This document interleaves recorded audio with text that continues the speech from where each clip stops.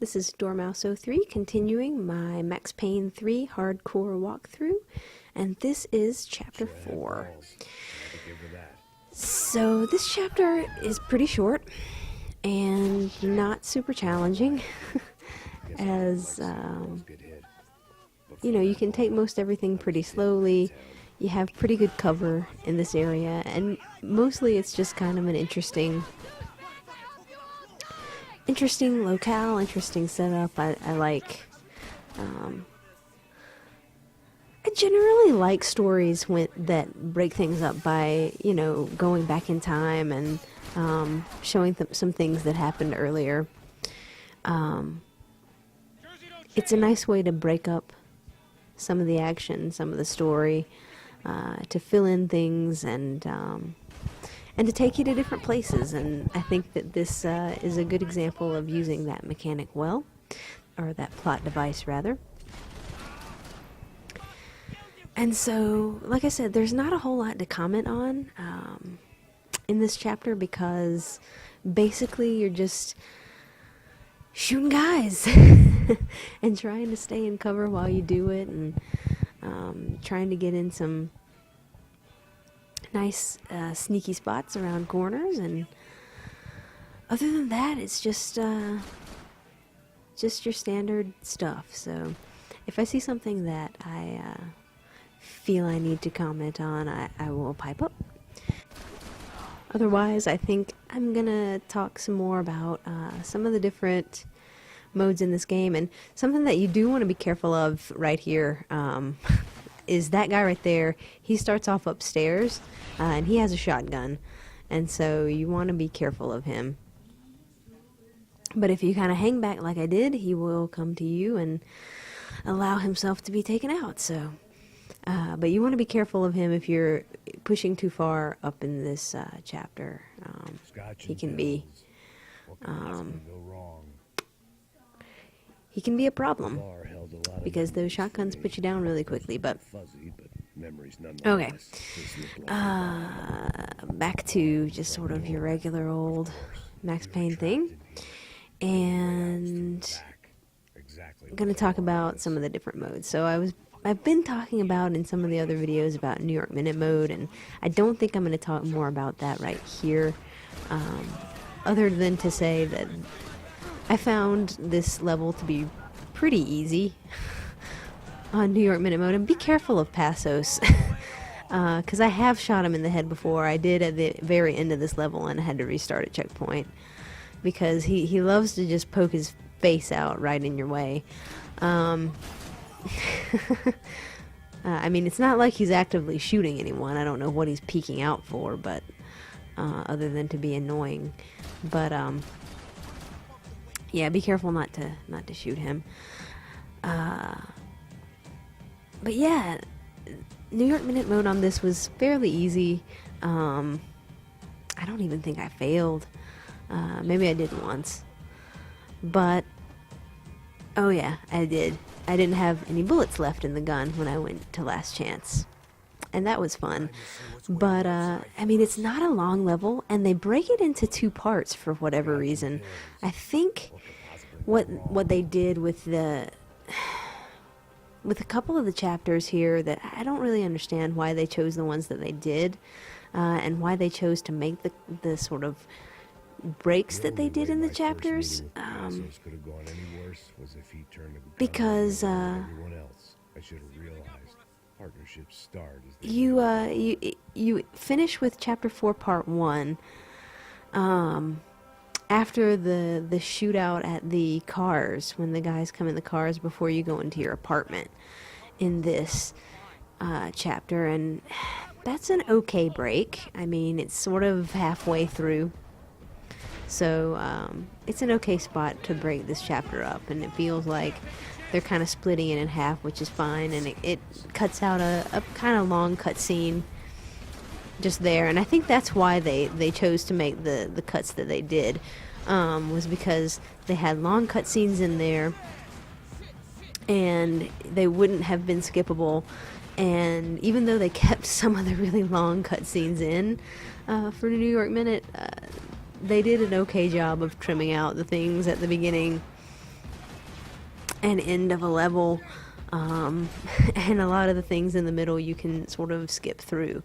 So I think that's why they chose to make the breaks in these videos where they did, because there was a cutscene there that was pretty lengthy and you wouldn't have been able to skip through it.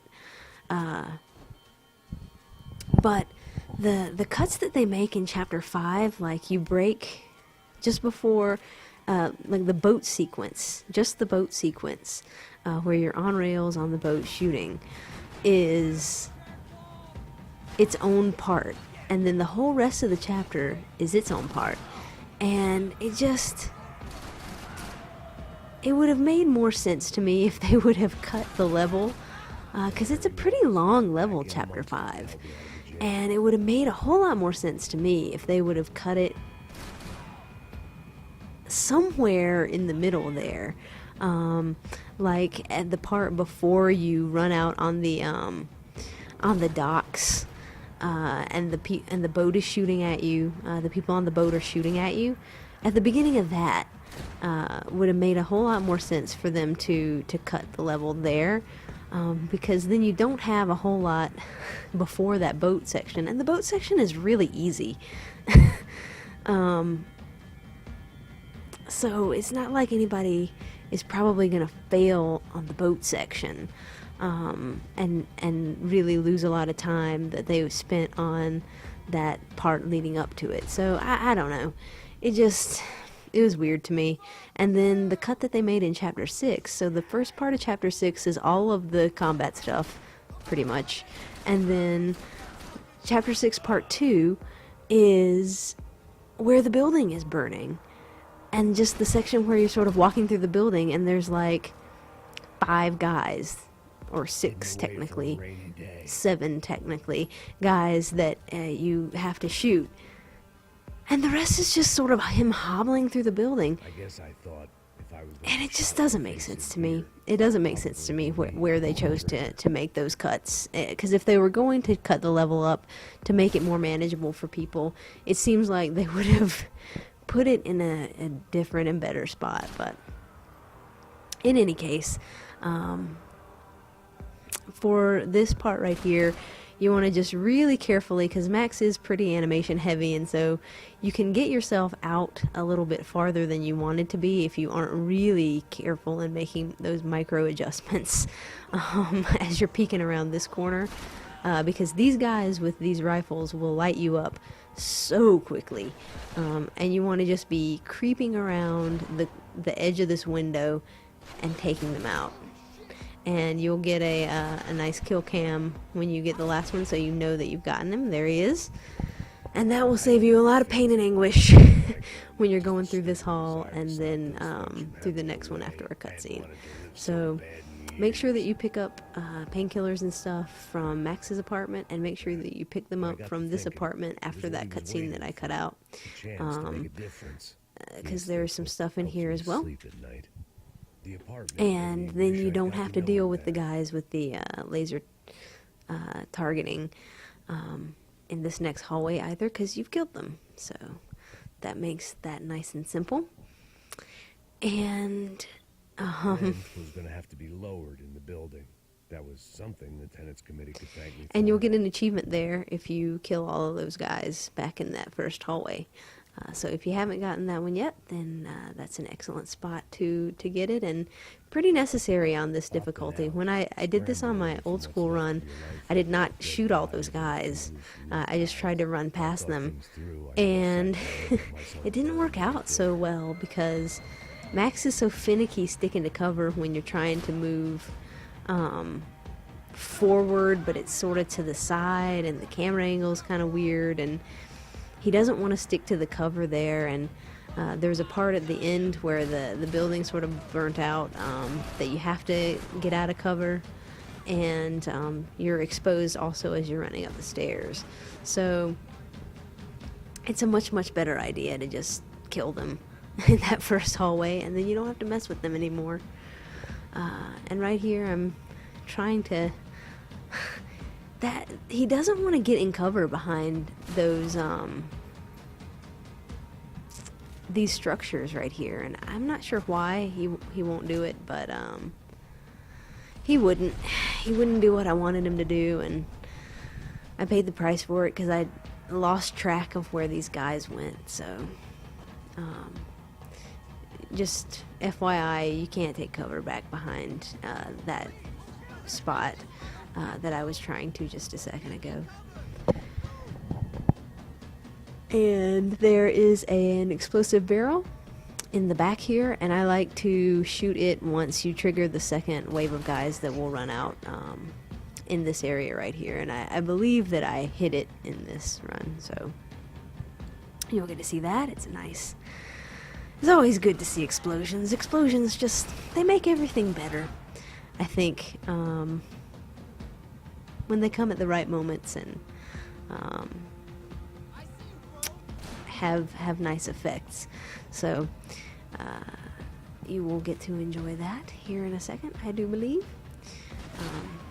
But yeah, I don't know. I don't understand. I don't understand the way that they did New York Minute Mode and split up some of the chapters, but not some of the other ones that are longer and more difficult. And you'd think that they, you know, might. But I'm not exactly sure on that. I'm just kind of counting how many I have left to unlock, because I'm through chapter 6 on it right now. I decided to take a break at the disc swap, so I will keep you updated on how that goes and what I think is tricky in